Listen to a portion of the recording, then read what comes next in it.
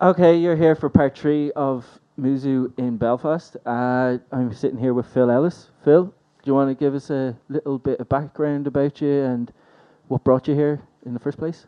Certainly. Okay, background originally as an artist back in the day, too long to remember now. Then went into management, worked with some pretty good bands along the way, and then my friend who I managed in the first band, who was in education, then poached me into education to teach about managers and how to do the job. And we set up record labels from there. We travel around the world. We run programs for unemployed musicians. We do lots of things. Very busy man then. Busy. And what's brought you over to the Unconvention here in Belfast? Okay, well, first of all, I was really interested. Three reasons. First of all, it's always great to come here. Second reason, I knew the guys from Unconvention in Manchester, and we went to that event and we took lots of students there, and it was a really good event, so I knew it was going to be good. Third reason was to be able to catch up with the guys from the Northern Ireland Music Industry Commission, who are great friends, and we saw the showcase out in Cannes at Meedem a couple of weeks ago.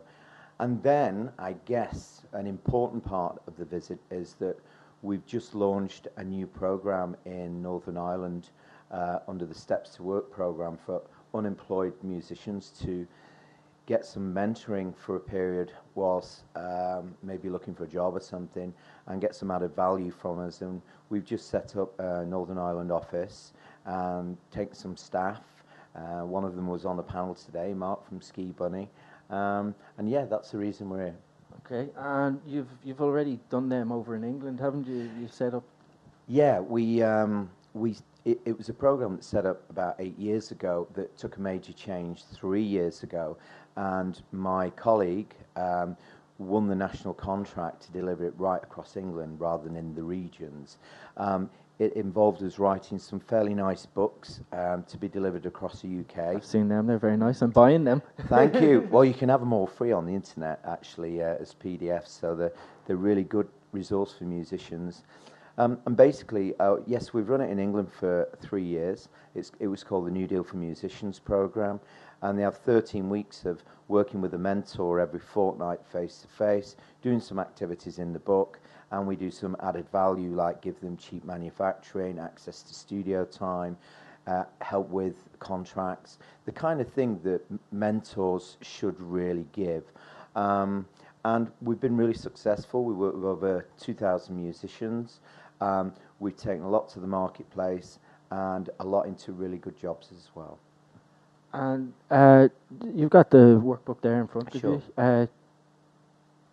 Were you behind the whole creation of the workbook and how it was laid out and everything? I had a little look at the sound recording, and it seemed to me that it was explained brilliantly and also laid out in a way that is understandable, like with proper pictures and things like that. I know I did a sound course myself in Dublin, and it was, you were in a classroom, but there was no book to follow it. It was more, you're sitting there, you take your own notes, and then you go and research it. But these books are clearly labelled, completely. Like the really good thing, Adrian Armstrong, who owns the company that delivers this program, Armstrong Learning, Adrian is a really good friend of mine. I managed his band in the 80s and signed them to Arista Records and signed them in Japan, and they work with some pretty good people, and he always was an education person, and he became the guy who employed me at the college and poached me for the management stuff, and that led to setting up the labels and stuff like that.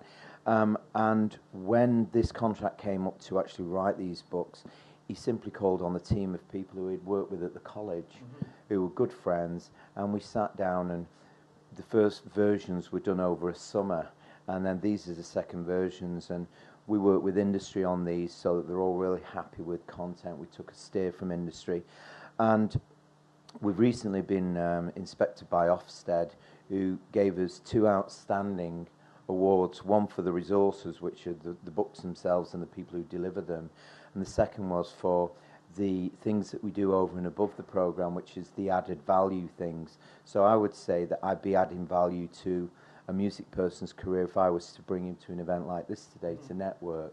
and if I were giving them access to studio time and to events and manufacturing, we received that. Go over and beyond what the normal over and beyond is. Yeah, and I think in a sense that because we're all educationalists as well, we had to keep the simplicity down. I think that what they wanted, although the tasks and assignments in here, we would normally say they were around about level 2 learning.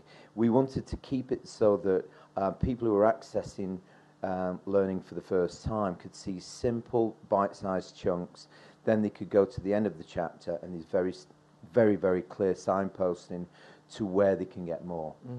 As I say, it's absolutely amazing, like the layout and all, and how it's coming across. I just want to know, you've only started the one up in the north. I think you said 3 months, was it? Literally, yeah, in the last 3 months. It's a new program from Department of Education and Learning, and basically, what happens is if a person is on a program, has been made redundant, is unemployed, it doesn't matter from what walk of life. I was about to say, do you have to be a musician to stay to work, or? Effectively, this was designed really for musicians, but creative people are often a bit more than a musician. They may be a musician, they may be starting a label, they may be a producer, remixer who's finished a music tech program, or they may want to promote. And if they are an active person who is doing some job search or another activity while signing unemployed, they can access this specialist music industry support and gain an advisor who would sit down and work out their aspirations with them. They would need to be really active, so a drummer who hasn't got a drum kit, we can't really help. A DJ who hasn't got decks, somebody who thinks they would like to play the O2 Stadium next year, it's not achievable. We'd be kind of realistic and recalculating, but if it's somebody who said, you know, I sing now and then at gigs at a wedding, I need to now further promote myself and market myself, we could do a pretty good job over the next 13 weeks in really pointing them in a business direction and sharpening those tools for business. So it's an active, creative person who probably just needs some steer, and the way it works is they'll have a free phone number to call every week or whenever they like and get support from a big team of professionals. They have a face-to-face meeting every fortnight, and we run small masterclasses, say on copyright or on marketing yourself as well. And that's how the program works. It doesn't cost any money to come on that program, and it's just additional support to what they're doing. It all sounds great. Phil, I wish you nothing but the best in the future. Have you anything for people where they can get in contact, or? Yes. Okay, the free phone number is not in my pocket, so we might have to edit that in because I've just learned what the free phone number is. But okay. I'll edit it so it flashes up at the bottom. Thanks very much indeed, and thanks for the opportunity as well. No Great problem. to meet you. Cheers. Thanks, mate. Thank you.